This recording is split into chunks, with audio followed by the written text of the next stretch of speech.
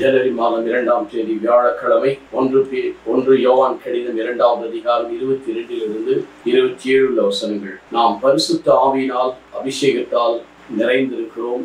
நாம் பரிசுத்த ஆவியில் அபிஷேகம் நிலைத்திருக்கிறது.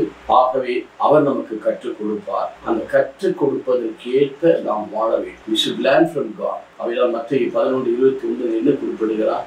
Learn from me.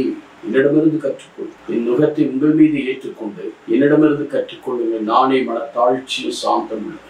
Learn from me.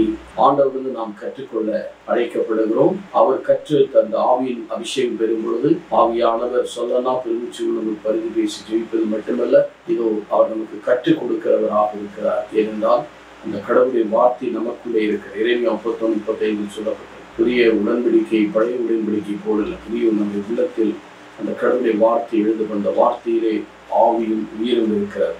அந்த வார்த்தை நம்ம நிலைத்திருப்பதால் கற்றுக் கொடுக்கப்படுகிறது. அந்த கற்றுத்தருவதற்கு ஏற்ப நாம் அவரோடு இணைந்து வாழ வேண்டும். ஆண்டவர் நம்மை வழிநடத்தும் தூண்டுதலுக்கேற்ப பரிசுத்த ஆவியின் வல்லமையோடு இருந்தால் திருச்சூழல் படி 10:38 பார்க்கும். நாசரேத்து இயேசு பரிசுத்த ஆவியினாலும் வல்லமையினாலும் அபிஷேகம் செய்யப்பட்டதால் கடவுள் அவரோடு சாத்தானால் துன்புறுத்தியெல்லாம் குணமாக்கியவர் சென்ற இடங்களெல்லாம் நன்மை செய்து கொண்டு சென்றார். பரிசுத்த ஆவியினால் வல்லமையினாலும் அபிஷேகம். இன்றைக்கு நாம் கடவுளுடைய கிருபையினால் திருமுழுக்கினால் பரிசுத்த ஆவியை பெற்றிருக்கிறோம். அந்த அபிஷேகம் என்பது அதனுடைய தூண்டுதலையும் அவருடைய செயல்பாடுகளையும் நம்முடைய உள்ளத்திலே ஏற்று செயல்பட்டு நாம் கடவுளுடைய பிள்ளைகளாக நாம் வழிநடத்தப்படுவோமா?